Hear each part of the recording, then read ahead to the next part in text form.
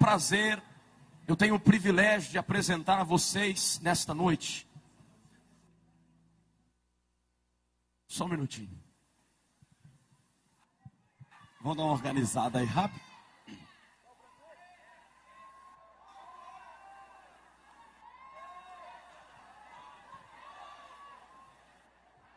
Glória. O judeu messiânico, escritor, conferencista internacional, homem grandemente usado por Deus, o pastor Yosef Akiva. Vamos recebê-lo aplaudindo e glorificando ao nosso Deus.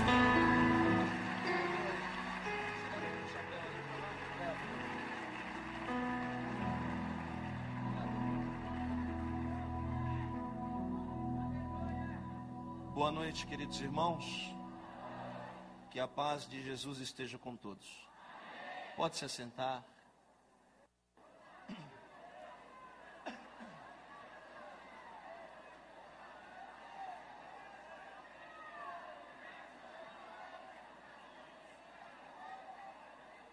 Quantos nessa noite têm motivos para glorificar a Deus? Quantos? Aleluia. Queridos, estou muito feliz de estar aqui, neste lugar. Quero agradecer a Deus por esta oportunidade tão rica que Ele me deu, de ser um canal de bênção para você. Sempre quando eu venho em Belo Horizonte, eu digo que Belo Horizonte é a terra do avivamento. Sempre, sempre. E eu tenho algumas certezas aqui nessa noite. Uma delas, eu tenho certeza que nesse altar passaram muitos homens de Deus, mas nenhum com a barba tão bonita igual a minha. Nenhum não passou. Eu estava olhando aquelas fotos ali. Olha lá, que bonitão lá no canto. Olha lá. O último lá, perto do reverendo doutor Nelson Rocha. Olha lá, o judeu, tá vendo? É a barba mais bonita que tem.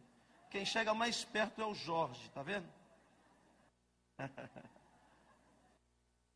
Quem está me achando meio esquisito assim pelo meu jeito? Pode ser sincero, pode ser sincero. Aí, glória a Deus.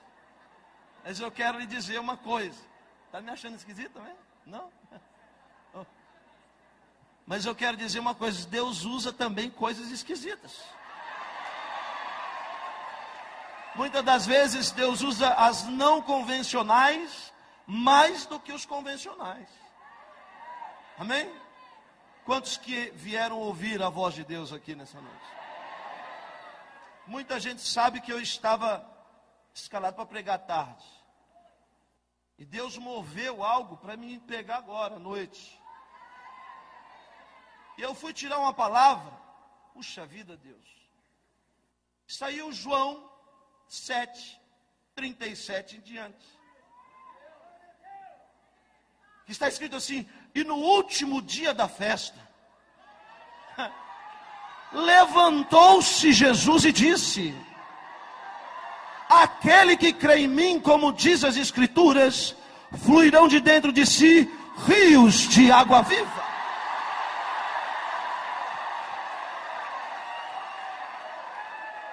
E eu perguntei ao Espírito Santo por que essa palavra saiu.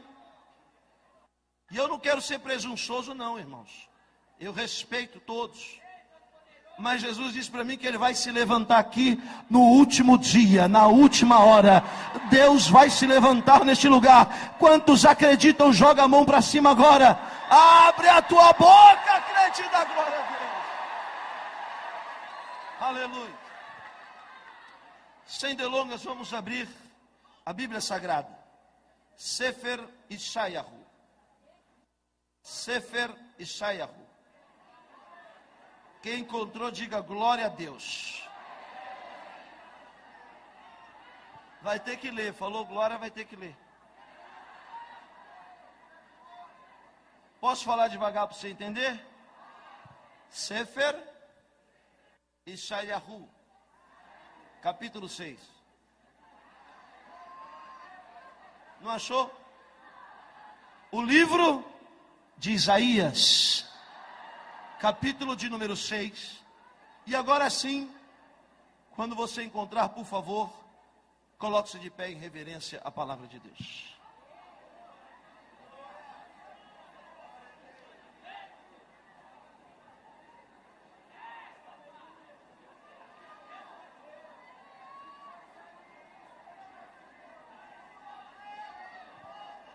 Isaías 6, do 1 até o 9. Podemos ler? Nós judeus, quando vamos ler um trecho sagrado da palavra de Deus, nós sempre dizemos a seguinte frase: Razach, razach, venit razer. Força, força, que sejamos fortalecidos nesta noite. Está escrito assim: no ano da morte do rei Uzias, eu vi o Senhor assentado sobre um alto e sublime trono, e as abas de suas vestes enchiam o templo. Serafins estavam por cima dele, cada um tinha 6 asas, com 2 cobria o rosto, com 2 cobria os pés e com 2 voava. E clamavam uns para os outros, dizendo: Santo, Santo, Santo é o Senhor dos exércitos. Toda a terra está cheia da sua glória. As bases do limiar se moveram à voz do que clamava, e a casa se encheu de fumaça. Então disse eu: ai de mim, estou perdido, porque sou homem de lábios impuros, e habito no meio de um povo de impuros lábios, e os meus olhos viram o Rei, o Senhor dos exércitos.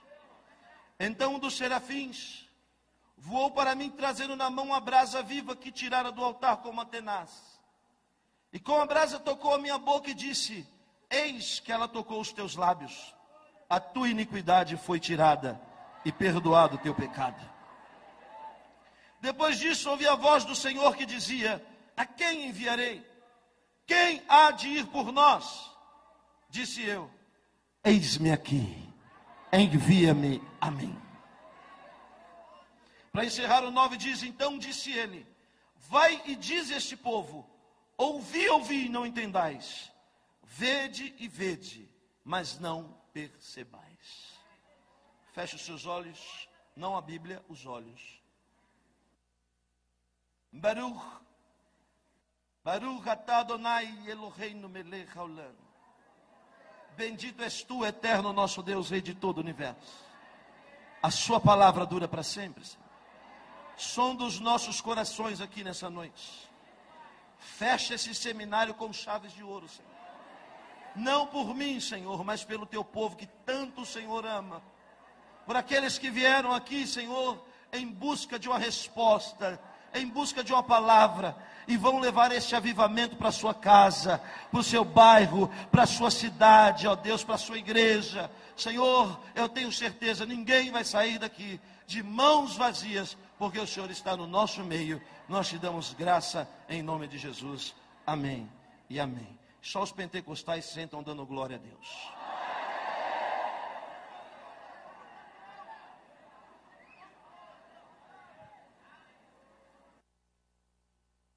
Queridos irmãos,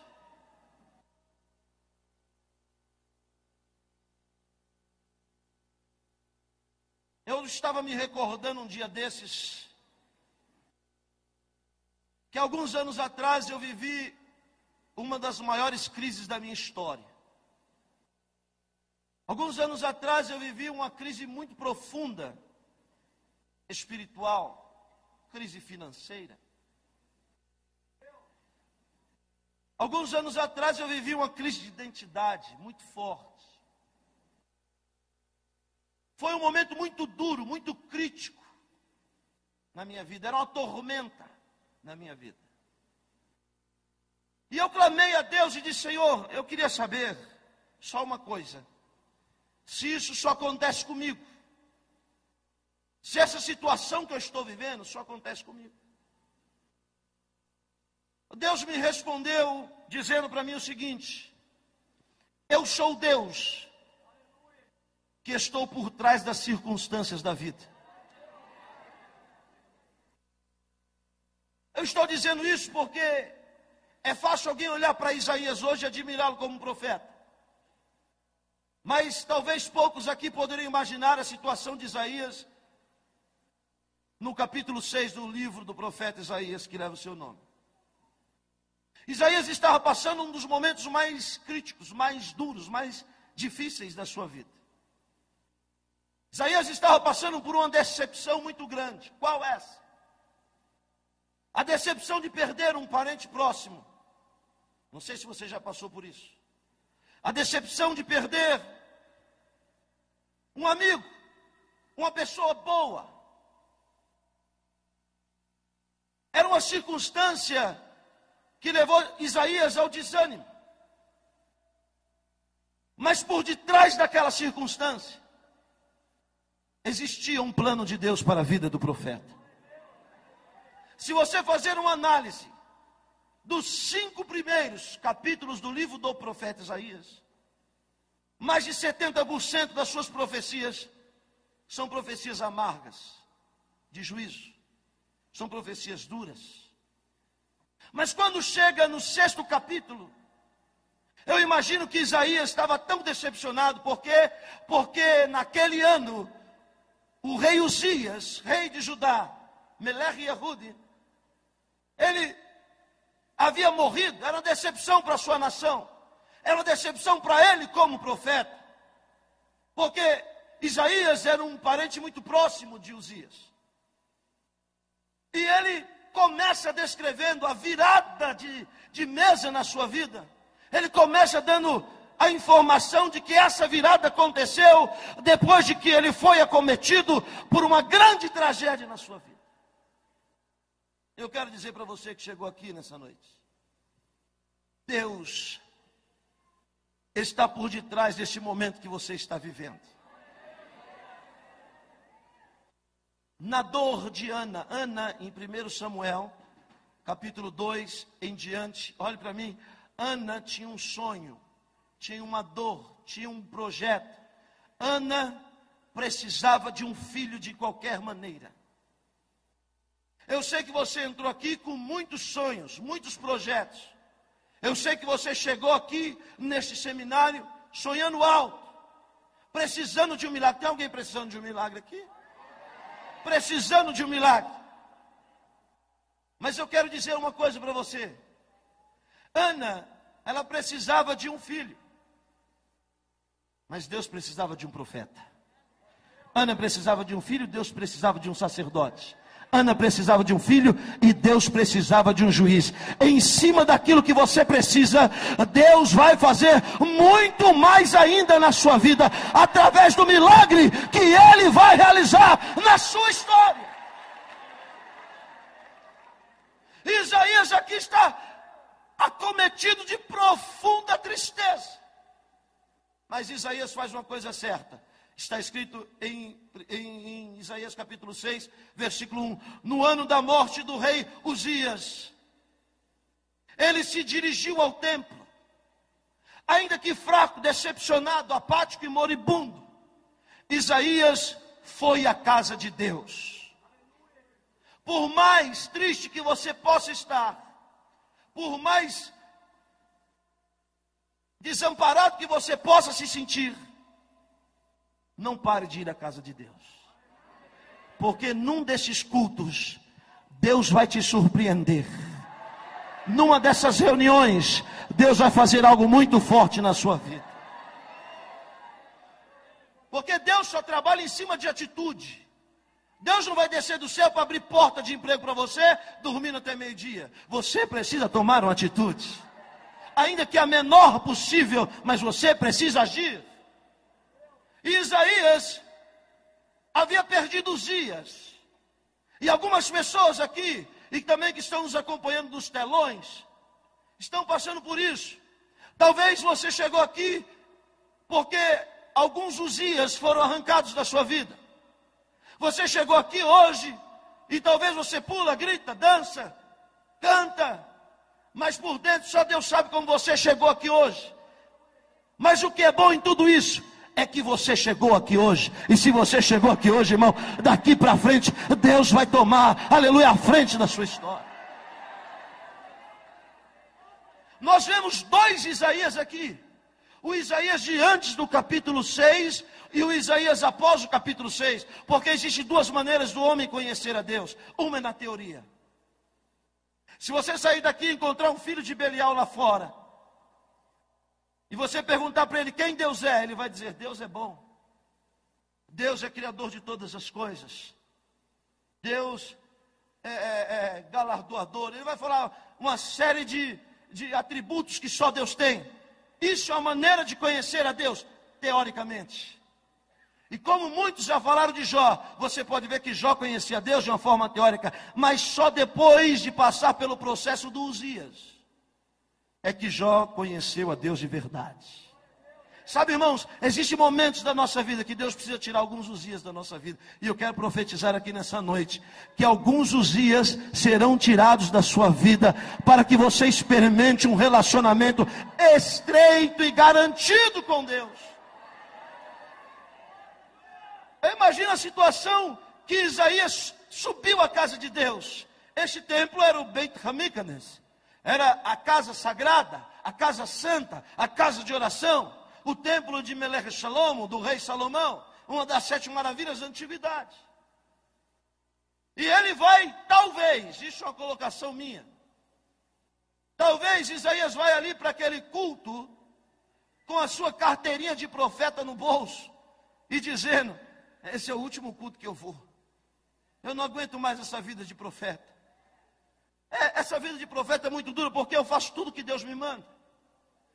Eu obedeço tudo que Deus manda eu fazer, e as coisas não dão certo na minha vida. Deus manda eu profetizar, eu profetizo. Deus manda me calar, eu me calo. Deus manda eu falar, eu falo. Eu obedeço, arrisca tudo que Deus manda eu fazer, porém as coisas não têm dado certo na minha vida. E talvez Isaías está com a sua credencial de profeta no bolso. Talvez ele vai subir ao templo para entregá-la aos sacerdotes. Talvez ele vai subir na casa de Deus como aquela hiena que você já conhece do desenho, né? Oh, dia. Oh, céus. Oh, vida. Tem pessoas que já entram na presença de Deus de cabeça baixa. Mas não é cabeça baixa por reverência, não. É baixo porque está se sentindo derrotado. É baixo porque uma perca lhe acometeu de tal forma que tirou as suas forças. E eu imagino o profeta indo à casa de Deus assim. Mas quando ele vai aqui, ó, de cabeça baixa, ele entra na presença do Senhor, ele entra no templo e ele pensa: é mais um culto, é mais uma mensagem, é mais uma rotina. Ele não sabia que Deus tinha tomado a decisão a respeito dele. Deus hoje está tomando a decisão a seu respeito. Se prepara, porque algo muito forte da parte de Deus vai acontecer na sua vida. Se prepara para algo que vai acontecer na sua vida por esses dias. Deus está por trás destes dias que você está vivendo. Lá vai Isaías. Eu disse que Deus só trabalha em cima de atitude. Preste atenção nisso. Porque quando ele vai naquele ano, no ano da sua decepção, no ano da sua dor, no ano da sua tristeza, no ano da sua amargura, ele vai no ano da morte do rei Uzias, ele entra na casa de Deus e o que ele vê? Ele vê tudo que o diabo não queria que ele visse. Porque você pode entrar na presença do Senhor e ver uma série de coisas que o diabo pode te mostrar. Eu conheço crente que vai para a igreja só para ver o defeito dos outros, só para falar mal do pastor.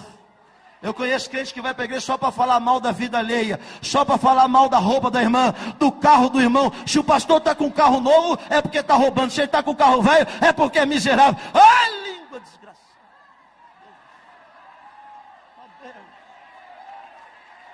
Olha aqui para mim, espere. Deus vai mudar o ângulo da tua visão nessa noite. Existem 3 maneiras de você ver as coisas. Lembra do apedrejamento de Estevão? Lembra? A primeira maneira de você ver as coisas é ver como os judeus viam. Toma, Estevão, isso aqui é para você. Tá. A segunda maneira de você ver as coisas é enxergar como Saulo enxergava. Com as roupas do diácono nos pés, Saulo olhava para ele e dizia: que fé, queria ter uma fé dessa, entregar a sua vida pela sua fé. E a terceira maneira de você ver as coisas é a maneira que você vai ver a partir de hoje. É a maneira de você olhar como Estevão olhava. Porque Estevão não estava olhando para os judeus e nem para Saulo. Ele estava olhando para os céus que estavam abertos. E Jesus estava à destra do Pai, esperando ele. Olha para Deus, olha para o céu, olha para Jesus. Você vai ver, aleluia, e nunca vai se decepcionar. Nunca. Porque às vezes você entra na igreja, talvez você venha num congresso desse e você vê tudo o que Deus não quer que você veja. Isaías entrou assim: eu vou ver o sacerdote. Sabe o que ele viu? Ele viu o Senhor. Eu quero profetizar porque o Espírito Santo está falando comigo.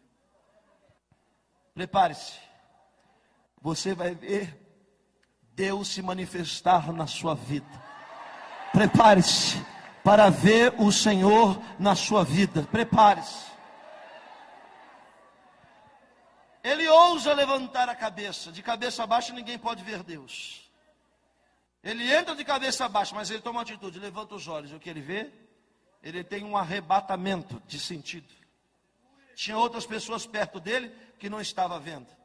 Cutuca quem está ao seu lado e diga: não corra esse risco.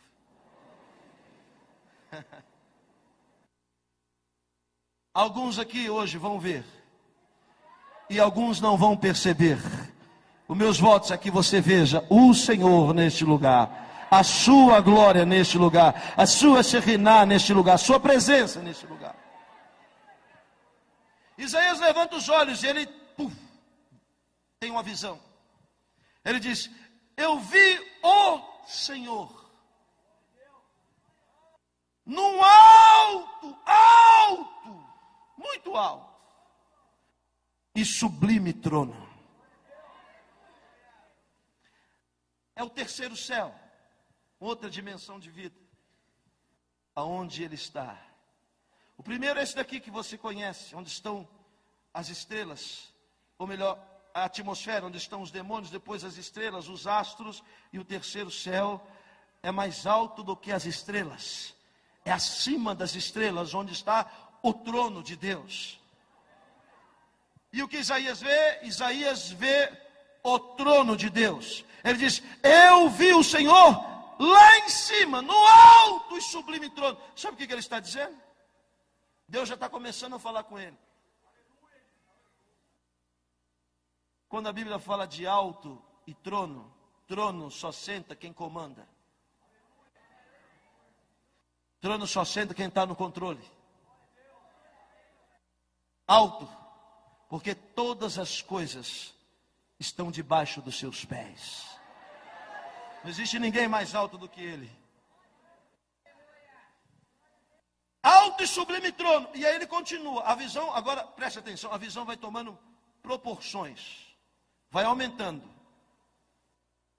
O Senhor estava assentado sobre um alto e sublime trono, e as abas das suas vestes, a beirada da roupa de Deus, a aba das suas vestes, enchiam o templo.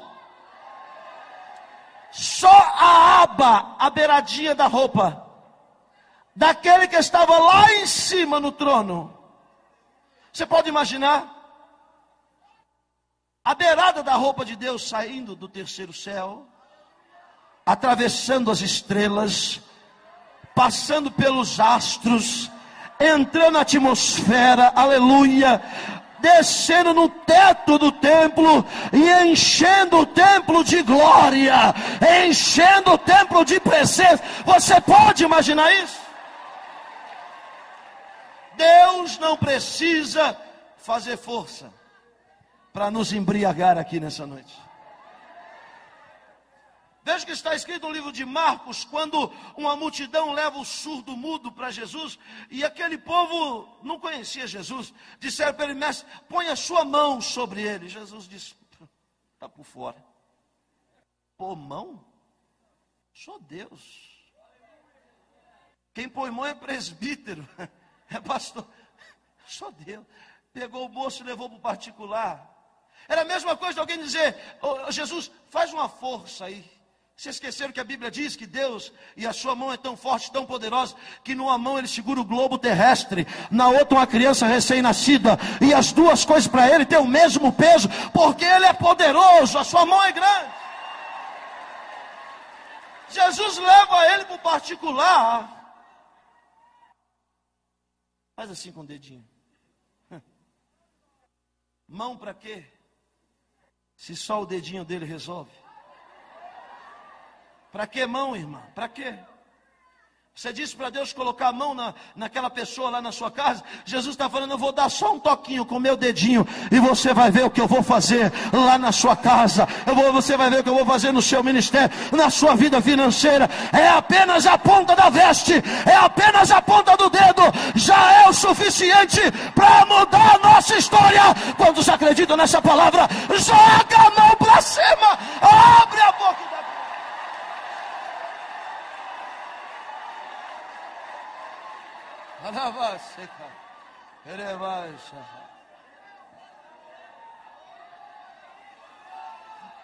A visão vai tomando dimensões, é um degrau, porque vida com Deus é degrau, viu, irmãos? É fase. Tem crente que se converteu ontem, já quer subir 4 degraus de uma vez. Cuidado para não cair, a queda é grande. É degrau por degrau, é fase por fase. Aleluia. Olha aqui a dimensão que a visão vai tomando. Preste atenção. Eu estou falando de um homem que entrou na presença do Senhor. Eu vou colocar aqui igreja. Entrou no templo com uma motivação: entregar a carteirinha e parar. Sabe, esse negócio de ser crente é difícil. Sabe que esse negócio de pregar, isso não é mole. É verdade que muitos são chamados, mas poucos são os escolhidos. A dimensão vai aumentando. Versículo de número 2. Serafins estavam por cima dele. Cada um tinha 6 asas. Irmãos, 5 minutinhos só para me fazer um comentário. 5. A palavra serafim quer dizer seres de fogo. Eu não estou falando daqueles anjinhos perereca que tem ali na casa esotérica, com um bumbum de fora, um asinho, um arco e flecha na mão, não. Não estou falando desses daí, não. Eu estou falando de seres totalmente de fogo, afogueados. E tem mais. 6 cilindros eram os anjos. 6 asas. Não era 1.0 não, era 6. E ele está olhando. Irmãos, desculpa, só um comentário. É impossível um serafim estar aqui no nosso meio hoje. O homem conhece a hierarquia angelical, e nessa hierarquia o homem conhece apenas 4 tipos de seres espirituais. São os anjos. Do hebraico malach, quer dizer mensageiros. Nós conhecemos um pelo nome, chama-se Gabriel, valente de Deus. Acima dos anjos, existem os arcanjos. E a nossa Torá Sagrada, os nossos sábios dizem que existe um arcanjo que é guardião de Israel. Seu nome é Miguel, seus pés estão em Eretz Israel, na terra de Israel. Ele que lutou com Satanás acerca do corpo de Moisés. Esses 2 tipos de seres podem se manifestar aqui nessa dimensão de vida que a gente vive. Mas acima deles, porque Deus é organizado, existem os querubins e os serafins acima dos querubins. Este mundo não suporta a manifestação de por exemplo, de um querubim. Deixa-me te explicar. A terra só foi visitada uma única vez por um querubim. se é que podemos dizer assim. Está escrito assim no Gênesis: no princípio criou Deus os céus e a terra. Versículo 2, muitos crentes acham que já aconteceu logo em seguida. E a terra era sem forma e vazia. Espera aí. Deus nunca faz nada deformado. Tudo que Deus forma é perfeito. Tudo que Deus faz é perfeito. Então por que no versículo 2 a terra está deformada? Por quê? Poderíamos encaixar entre eles Isaías 14, Ezequiel 28. Jesus diz: eu vi Satanás ser lançado de cima para baixo. A ciência diz, e talvez alguém já perguntou para você, e os dinossauros existiram ou não? Você vai dizer sim, existiram. Estão na primeira criação, no primeiro versículo. Eles existiram. Ou aqueles ossos são de quem? Meu que não é.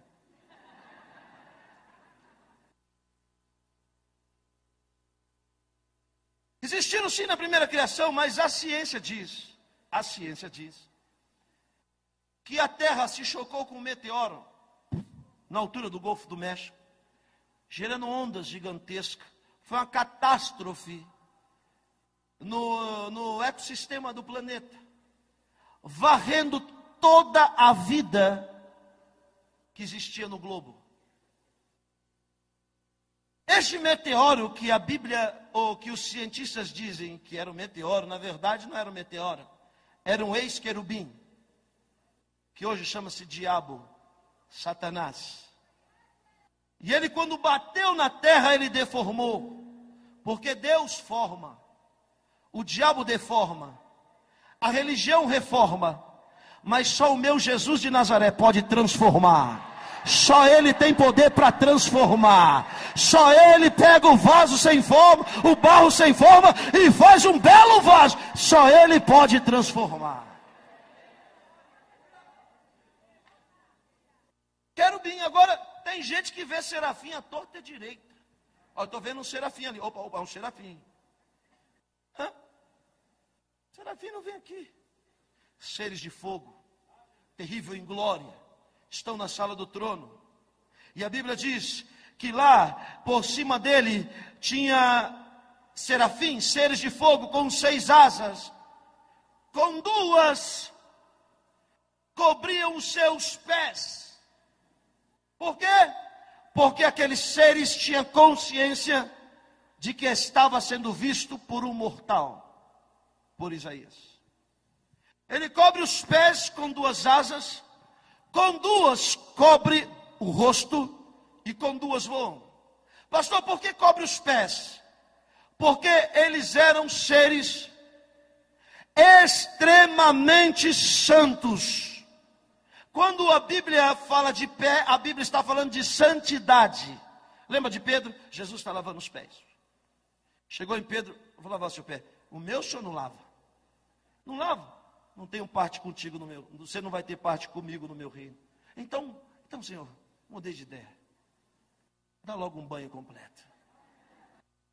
Jesus diz assim: vós já estáis limpos pela minha palavra.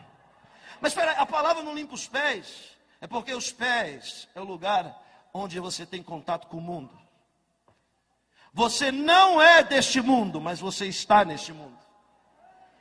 Você não é daqui, mas você precisa de dinheiro. Você não é daqui, mas se você atravessar a BR ali, você é atropelado. Você morre. Então, os pés indicam a santidade. E aqueles seres cobrem os pés. Por quê? Porque Isaías não poderia ver a alta graduação de santidade daqueles seres. E por que ele cobre os 2 olhos, pastor? Porque apesar de serem tão santos e tão santos, aqueles seres não podiam ver a santidade daquele que estava sentado no trono. Porque aquele que estava sentado no trono era mais santo do que eles. Ele continua: A visão vai tomando dimensões. Ele está aqui parado, as pessoas andando no templo sem perceber nada, e ele está aqui, ó, fora de si, tendo a visão. A Bíblia diz, ele continua narrando, ele ouve uma voz, é a voz dos serafins, e clamavam uns para os outros, dizendo: Santo, Santo, Santo, Santo, Santo, Santo. Dizem os judeus mais ortodoxos que o hebraico é a língua do céu, porque Isaías ouviu quando os serafins dizia: Kadosh, Kadosh, Kadosh,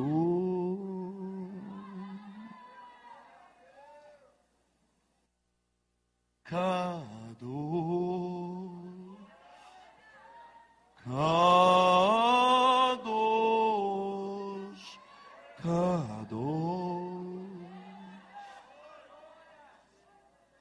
Kadosh, Kadosh, Kadosh, et Adonai Tshava'ot, Melchol Haaretz Kevod.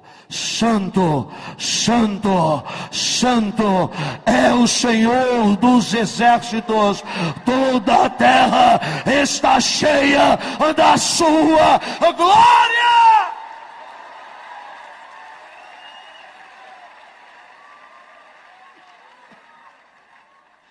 Santo,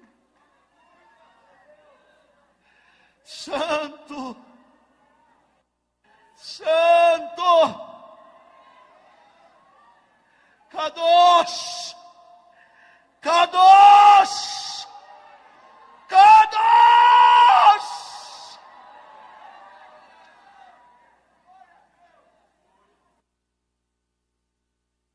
Uns clamavam para os outros: eu dou glória daqui, você dá glória daí. Kadosh, Kadosh, Kadosh, Kadosh, Kadosh, Kadosh. Um jogava para o outro: dá glória aí, serafim. Kadosh, o outro: Kadosh, Kadosh, Kadosh. Oh, meu irmão, se você não der glória hoje, as pedras vão dar glória. Abre a tua boca e dá glória.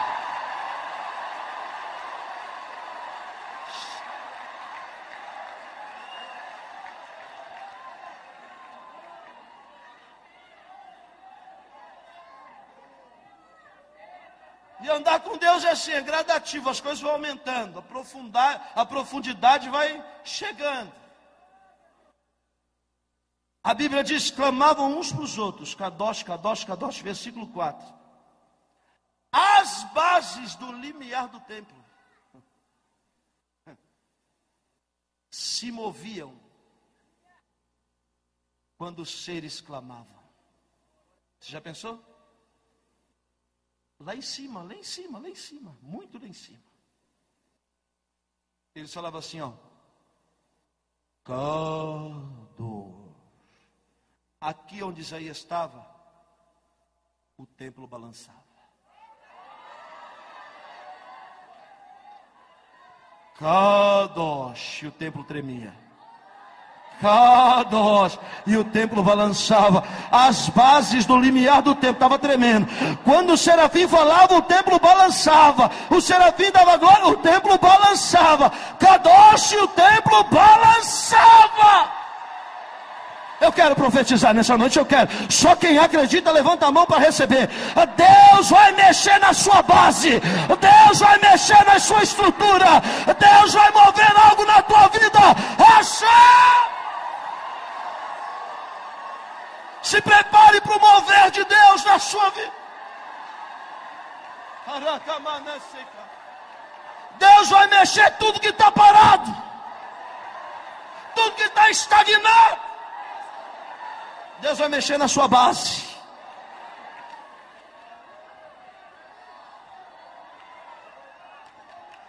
Lá na glória eles davam glória. Kadosh, o templo balançava. E o templo balançando, tremendo. E Isaías está aqui vendo tudo balançando.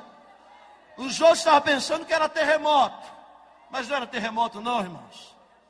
Era o poder da exaltação ao nome do Senhor. A Bíblia continua dizendo que a casa, Beit, o templo, a Bíblia diz que se encheu de fumaça. Mas o texto original diz que não é fumaça, é Shekhinah. Shekhinah é a presença de Deus, que é tipificada também pela fumaça.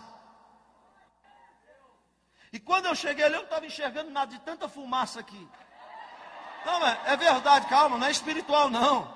Tem gente pensando que eu estou tendo visão espiritual. Não, não é isso não. Era a fumaça daqueles negócios que estavam aqui. Preciso ser sincero, eu vou dar um de espiritual agora. Era uma fumaceira danada, eu com medo. Será que tem alguma coisa pegando fogo? O Senhor falou no meu coração: está vendo essa fumaça, Yosef? Eu vou embriagar o meu povo nessa noite. Tão certo como essa fumaça está neste lugar, eles vão sentir a minha presença nessa noite.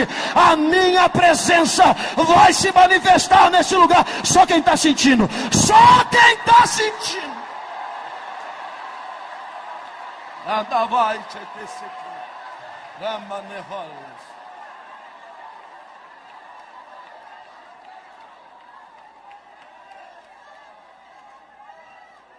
o negócio está apertando.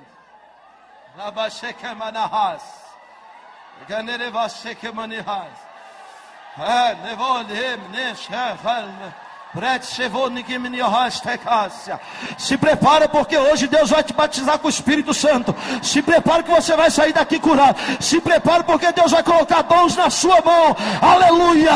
A presença dele vai ser notória aqui e vai nos embriagar nessa noite. E não é com glória de anjo não, é nós que vamos dar glória. É nós que vamos dar glória.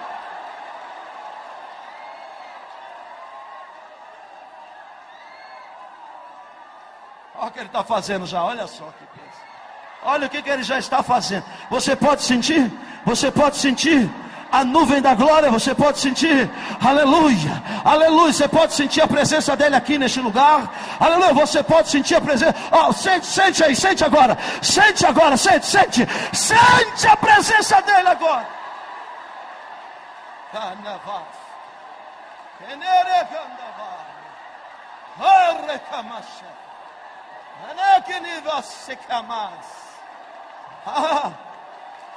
Eita, manacha. Eu não vou segurar o Espírito Santo, não vou deixar, eu vou deixar. Eu vou deixar Deus trabalhar aqui, eu vou deixar. Eu vou deixar Deus arrebatar crente aqui. Eu vou deixar.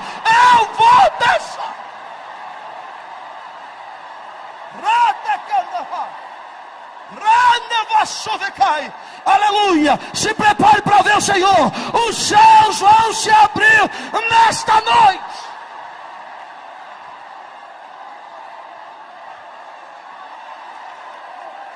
Só quem pode dar glória, só quem pode dar glória. Você pode dar glória, você pode. Então dá glória aí, dá glória aí. Você pode dar glória, você pode. Então abre a tua boca aí e dá glória.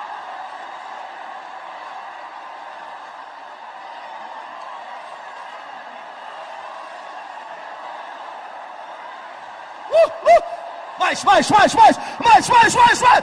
poder, mais. Vai fechar com chave de ouro. Você vai sair daqui embriagado.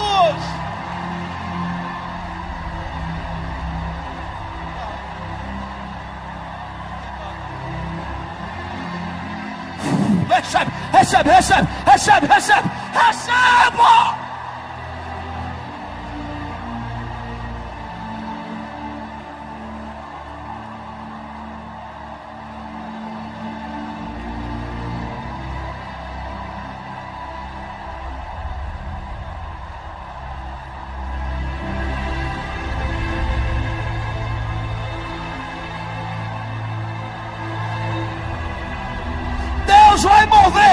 Deus já está movendo, aleluia.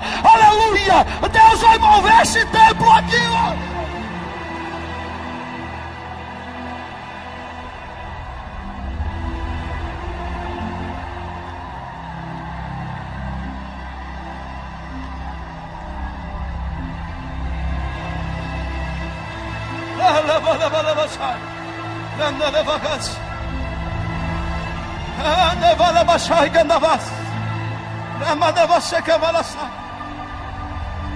Aleluia. Aleluia.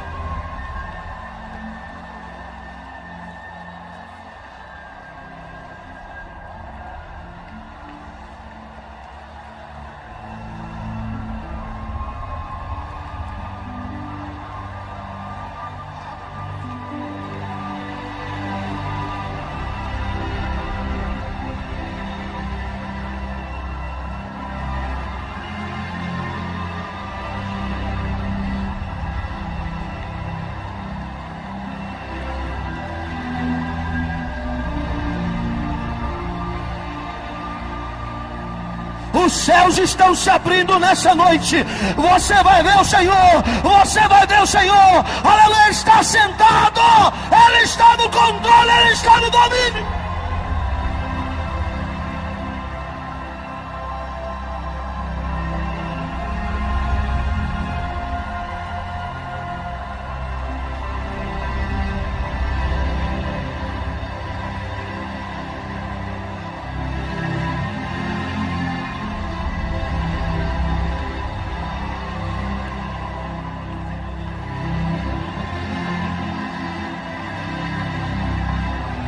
Kadosh, Kadosh.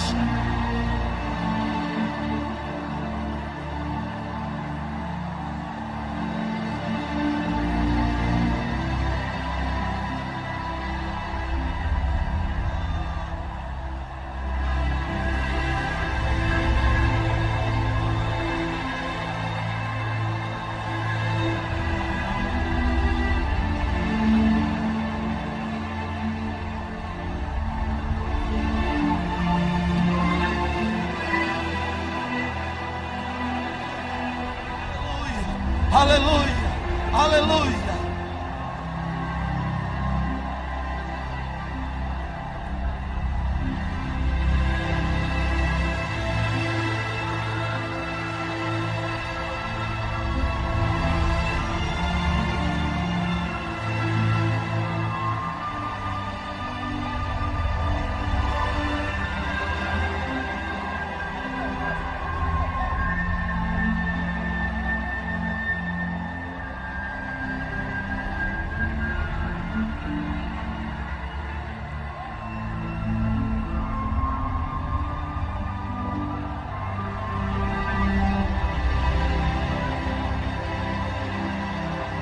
Só Deus pode fazer essas coisas.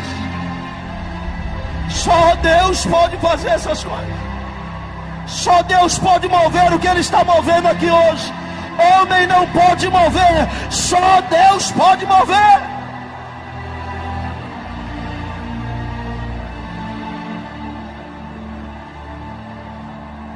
Aleluia. Aleluia. Oh, Pada vagas. Ai, nevala secanda la basega. Aleluia, aleluia, aleluia.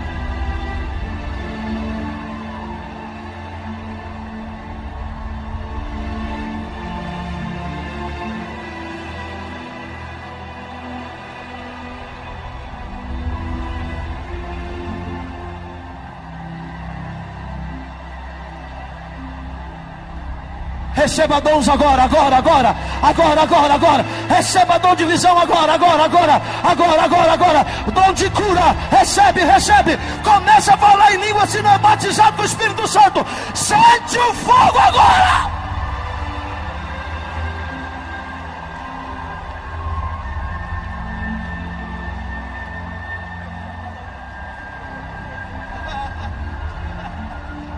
Eu preciso terminar a mensagem.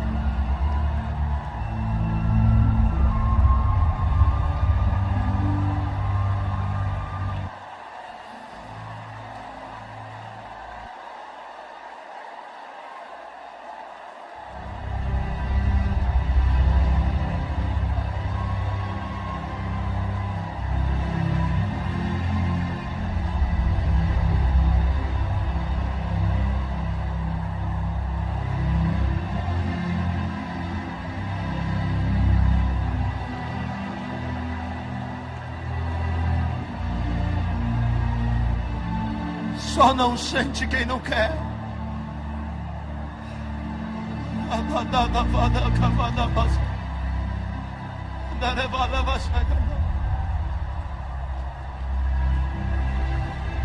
Só não sente quem não quer. Só não sente.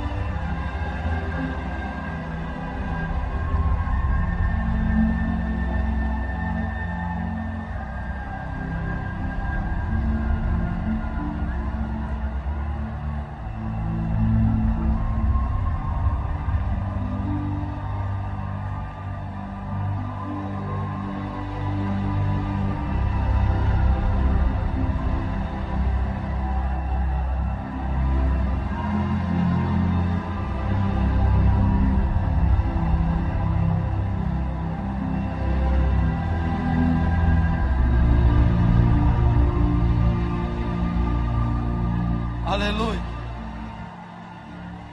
Aleluia. Esse ambiente está sem condições de continuar pregando. Preguei apenas 40% da mensagem. Meu tempo já se esvairiu. Deus quis assim.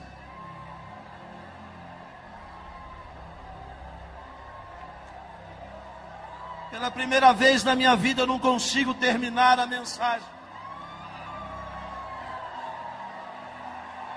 Pela primeira vez na minha vida eu não consigo concluir.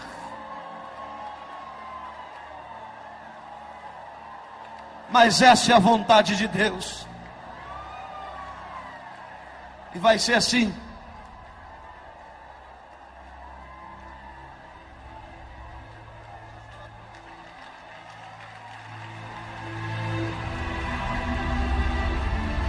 Dá glória a Deus aí, igreja.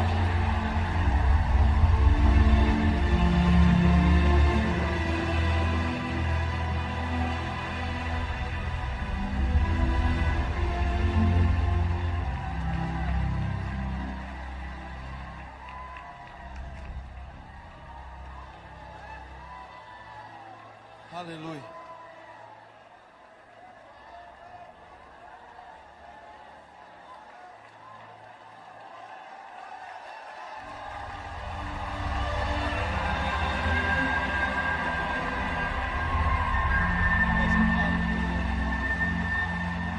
Maravilha, Pai.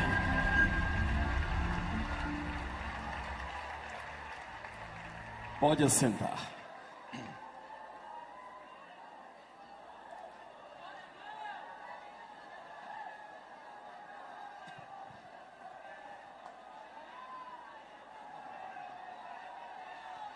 Irmãos, estou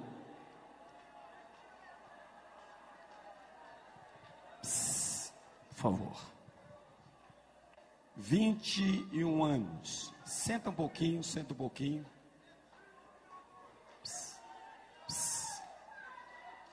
Segure na mão de quem está do seu lado. Um minutinho só. Agora, amém? Põe a mão no coração. Amém?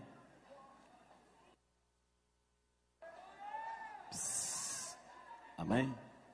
Arruma um lugar para o irmão sentar. Irmãos, quem está ao lado dele, coloca ele sentadinho. Obrigado.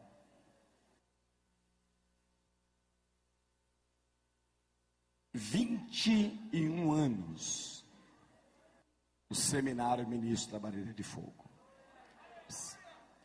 E eu lembro que o primeiro seminário, o controle da mesa de som era aqui. Quem tomou conta do som foi o Jonathan Hall. E o Carl Hall, né, seu pai. Eles que tomaram conta do som. E pastor Rogério, fica mais pertinho da gente aqui. Meu vice-presidente.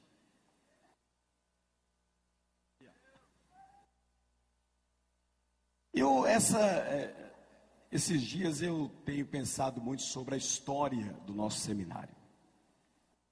Lembrei muito do pastor Benedito Batista, que era o pregador do encerramento. Lembra?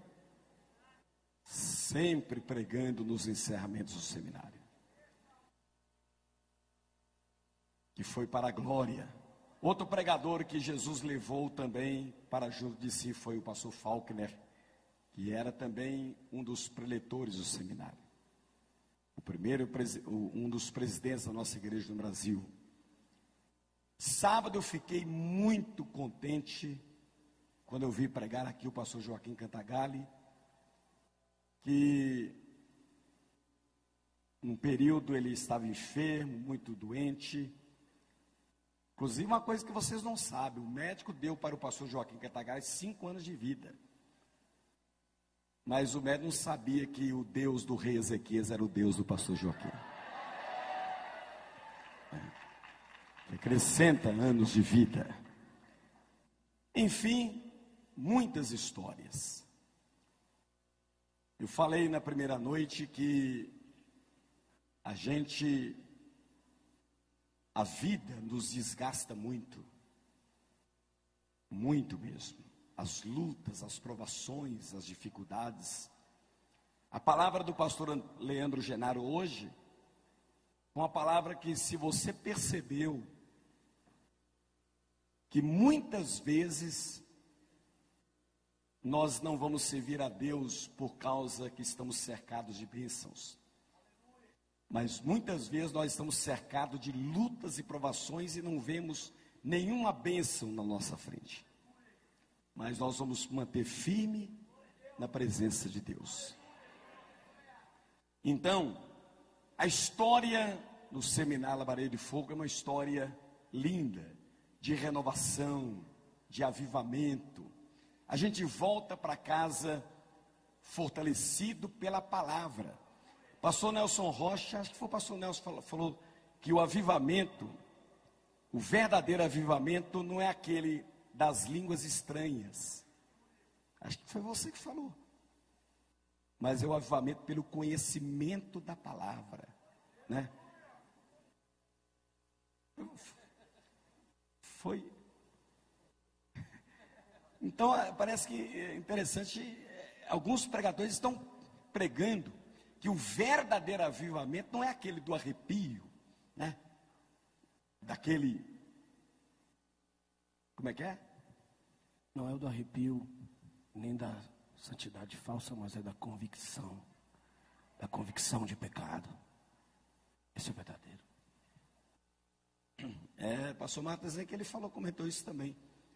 E o pastor Mário e o pastor Antônio têm demonstrado uma preocupação muito grande com a edificação da igreja. A edificação, no sentido de melhorar o potencial dos pastores, do louvor, na mensagem. Enfim, quanto mais passa os anos, a gente tem que melhorar. Eu lembro que um dia o pastor Mário, ele fez uma viagem procurando aprender mais, né, pastor Mário? Você lembra? Você lembra que você fez uma viagem querendo procurar algumas coisas que poderiam melhorar o ministério, na área do louvor, da palavra, do ensino. E o seminário, ele tem muitas lágrimas, muito louvor, mas a pregação, ela é muito forte dentro da gente. A pregação da palavra. E eu quero agradecer a todos vocês que estão aí nos telões, qualquer canto, que vieram de longe. Muitos já foram embora de ônibus, de viagem, muitos já foram. Já estão viajando pelas estradas aí, uns indo para Vitória, Rio de Janeiro, São Paulo, Rio Grande do Sul, Paraná. Vieram 47 pessoas de Curitiba, de uma outra denominação que eu esqueci o nome. Então, é um trabalho. E outra coisa, ninguém aqui tem ideia do trabalho que está por trás de uma organização, de um evento como este. Pastor Germano, não sei onde é que ele está, mas a organização começa quando termina esse seminário, a organização do próximo. É um ano de preparo, depois 6 meses de reuniões, de toda a equipe de trabalho, e, enfim, muito trabalho. Mas a recompensa é a sua renovação espiritual. Quem é que está aqui que é de Belo Horizonte? Levante a mão. Belo Horizonte, mora em Belo Horizonte. Abaixa a mão. Quem mora na Grande BH? Amém. Agora quem mora fora da Grande BH, no interior de Minas? Agora quem mora fora de Minas Gerais? Bem alto assim.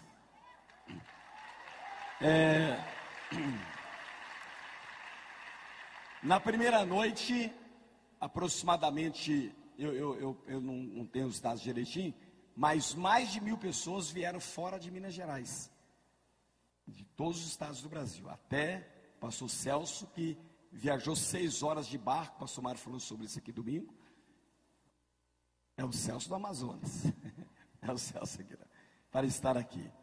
Então, é muito trabalho. Eu gostaria de ouvir o pastor Mário.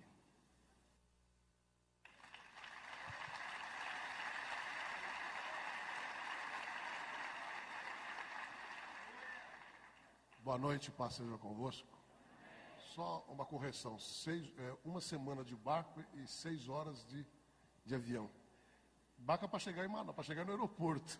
Já pensou? Irmãos, eu só posso, neste momento, quando estamos nos últimos minutos deste seminário, eu só posso levantar as mãos e dizer graças a Deus, porque ainda há pouco eu dizia que, pelo que me consta, que é do meu conhecimento, hoje, este seminário, ele é o maior evento deste nível que existe no Brasil. Desculpe se eu estiver mal informado, porque eu não tenho informação de que haja outras denominações que tenham feito seminários como este, a não ser algumas igrejas que promovem congressos, convenções entre os seus próprios membros. Mas este seminário, ele é aberto para todas as denominações, para pessoas de todo o Brasil. E eu quero agradecer a cada um de vocês, tanto aqueles que estão aqui como aqueles que não estão, que já foram. Agradecer pela sua compreensão. Como disse o pastor Jerônimo, um evento como este, vocês não podem imaginar, vocês não têm condições de imaginar a estrutura que está por trás de um evento como este. E você vê, irmãos, mais de 3.000 pessoas, quase 3.500 pessoas aqui, nenhum incidente, nenhum probleminha, nada, de jeito nenhum. Isto nós devemos, a cada um de vocês. Muito obrigado, pastor Jerônimo, por mais uma vez estar à frente deste seminário. A sua equipe, que infelizmente nós não podemos citar aqui nome por nome, porque são muitas pessoas, pastores, obreiros, voluntários que se dedicam a este evento e pode ter certeza de uma coisa, sem cobrar um tostão. Já pensou, pastor Jerônimo, se isso aqui fosse uma coisa profissional e tivesse que pagar porque lá no mundo, quando existe um evento como este, todo mundo trabalha recebendo, e recebendo bem. Mas aqui não, aqui tudo pelo amor. Esse seminário, se alguém pensa, alguém já pensou, isso aqui dá lucro, não dá um tostão de lucro. Pelo contrário, nós temos que investir dinheiro. Sabem por quê, irmãos?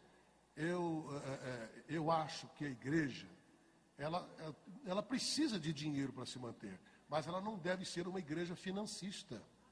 Uma igreja que só pensa no dinheiro, só dinheiro, só dinheiro, só dinheiro, só dinheiro. Quanta gente que eu vou aproveitar, eu vou pedir aqui R$1.000 de cada um. Seriam 3 milhões de reais. Nós não estamos pensando nisso, sabe por quê? Deus proverá. E é o que Ele tem feito constantemente.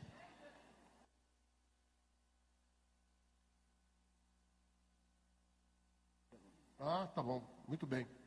Então, irmãos, são essas minhas palavras, Deus abençoe. Agora nós vamos fazer entrega como é que nós chamamos isso? Lá em São Paulo o pessoal chama de mimo, Uma lembrança do seminário. Pastor Rogério Amorim vai fazer entrega para o pregador desta noite,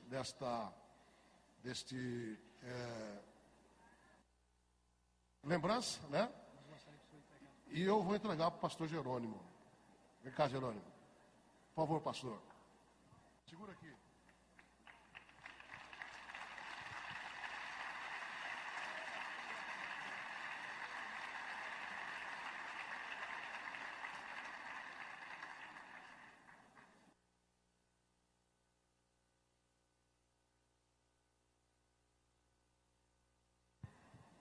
E é isto. Muito obrigado. Jerônimo, agora acho que... Um momento. Irmãos, eu esqueci de falar do material. E aqui à minha esquerda, aqui ó, por essa porta aqui ó, você vai ter acesso ao meu material ali. DVD R$15 e CD de mensagens R$5. Eu quero abençoar a sua vida. Deus abençoe. Mais uma vez eu quero repetir que eu não vou convidar a equipe de trabalho, porque cada um está num setor, mas a gratidão está aqui dentro do coração. Fica de pé a igreja, a noiva do Cordeiro. Amém? Pastor Rogério, ministra a bênção apostólica. Senhor, nós te damos graças.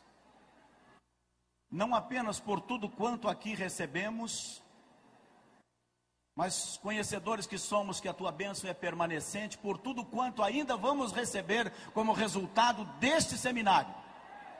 Pedimos que o Senhor tenha em suas mãos cada uma dessas vidas preciosas que aqui estão, que vão enfrentar estradas, e alguns, como foi dito nessa noite, barcos até mesmo. Que o anjo do Senhor esteja acampado ao redor de cada um, guardando nossas vidas, livrando do acidente, do assalto, do perigo. Que a tua mão, Senhor, continue estendida sobre este ministério, e que o grande amor de Deus, a graça de Jesus e a comunhão do Espírito Santo seja com todos, hoje e sempre, e todos digam amém. Cumprimenta o irmão da esquerda, da direita, dá um abraço nele, diga que você quer vê-lo aqui o ano que vem. Quero trazer à memória, Senhor, só o que pode me dar esperança. Aleluia. Quero trazer à memória só o que pode me dar esperança. Não vou pensar em nada que me entristeça. Não vou deixar ninguém pisar. Pastora Lourdes e Pedro Leopoldo, os membros da sua igreja estão chegando lá, ok? Quero lembrar para você passar aqui à sua direita ou então à esquerda.